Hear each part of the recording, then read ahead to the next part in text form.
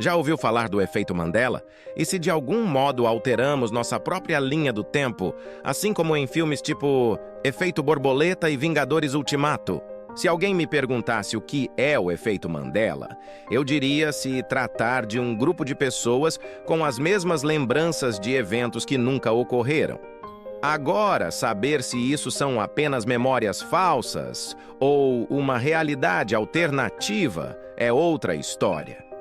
Existem diversos casos onde um grande grupo de pessoas lembra piamente de algo ter ocorrido de um jeito, mas no fim, foi de outro. Casos como o do próprio Mandela, entre outros. Ou seja, quando muitas pessoas compartilham de uma mesma lembrança que nunca aconteceu, configura-se o efeito Mandela.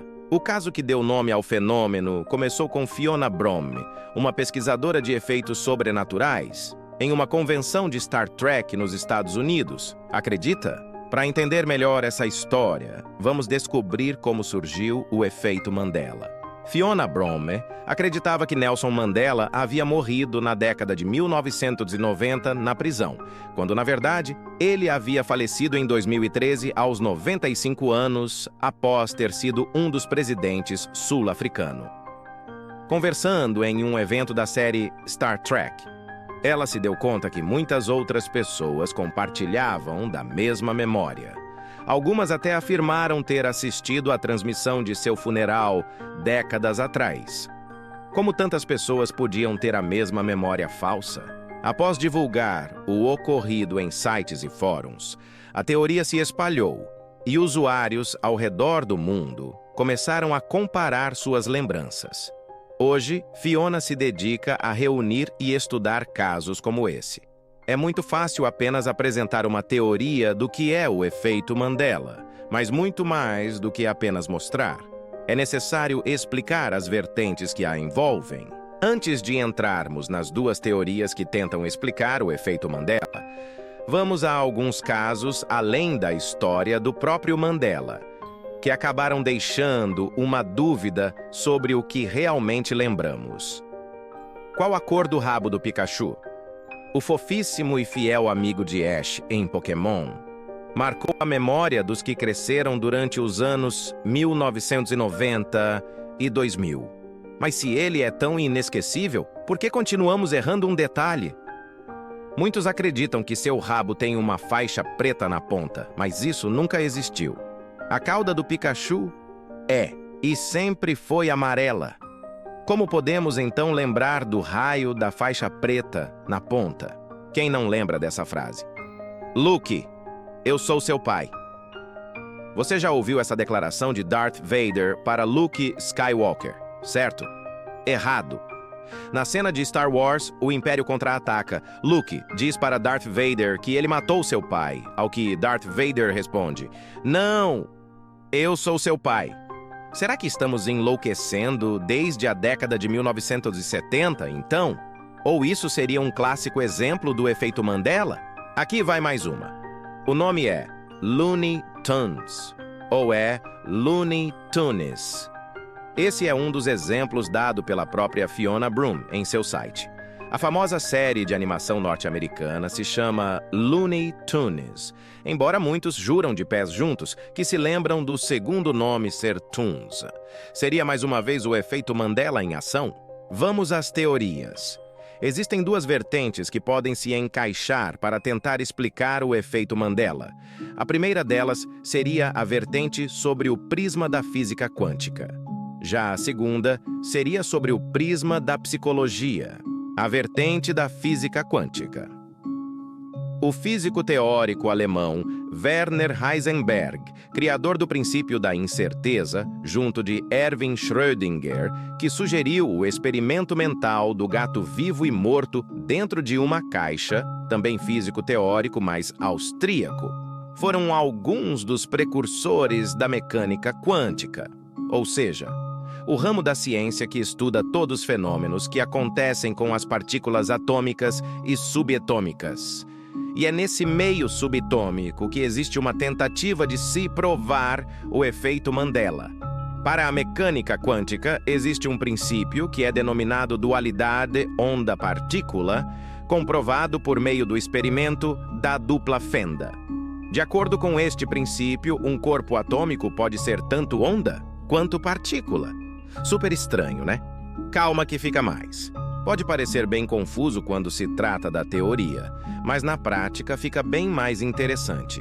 Essa dualidade entre onda e partícula diz que um corpo atômico pode estar em duas situações diferentes ao mesmo tempo. É o que ocorre no experimento mental do gato de Schrödinger, algo chamado superposição quântica. Enquanto não observado, um objeto ou corpo atômico pode estar em dois estados, ou mais, ao mesmo tempo. E este objeto só se tornaria um estado ou outro quando observado. Ou seja, seria o observador e sua intenção que determinam em qual estado o corpo estará. Agora, se por um instante saímos do universo das micropartículas e levarmos esse princípio para o mundo macro, o nosso, o que poderia acontecer? Um exemplo. Um corpo poderia estar no passado e no futuro ao mesmo tempo. Indo mais além, um corpo poderia estar em uma realidade e em outra ao mesmo tempo. Aí é que entramos mais a fundo na física quântica. Vamos deixar essa situação ainda mais esquisita. Já ouviu falar na interpretação dos muitos mundos?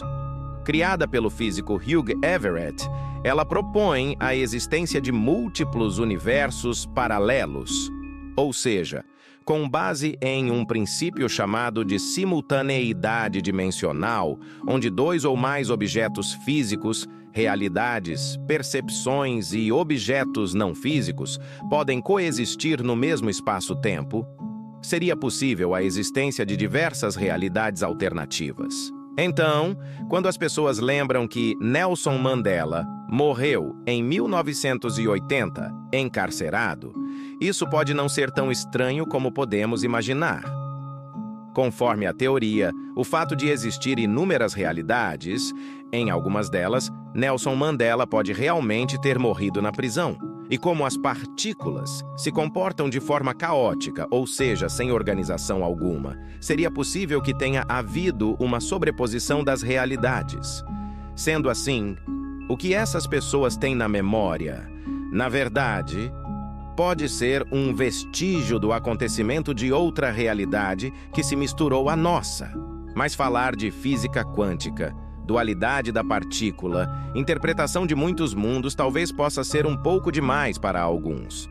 Como o conhecimento de física quântica ainda se compara a um bebê engatinhando, diante de todos os mistérios que esse nicho da física nos reserva, realmente fica difícil de compreender todos os fenômenos que nos cercam. Afinal, o próprio físico Niels Bohr disse: qualquer um que não se choque com a mecânica quântica é porque não a entendeu. Portanto, vamos partir para a outra vertente, a vertente psicológica. Esta se baseia na incapacidade do nosso cérebro de se recordar de tudo com sua plena certeza. Ou seja, a explicação seria que podemos criar falsas memórias. O que nos levaria a isso seria o meio em que estamos inseridos e pelas notícias que nos são passadas. Muitas vezes podemos fixar memórias de algo que acreditamos piamente ser verdade, sem lembrar exatamente do fato verdadeiro ocorrido. Isso acontece quando achamos que a memória falsa parece ser mais conveniente do que o fato real.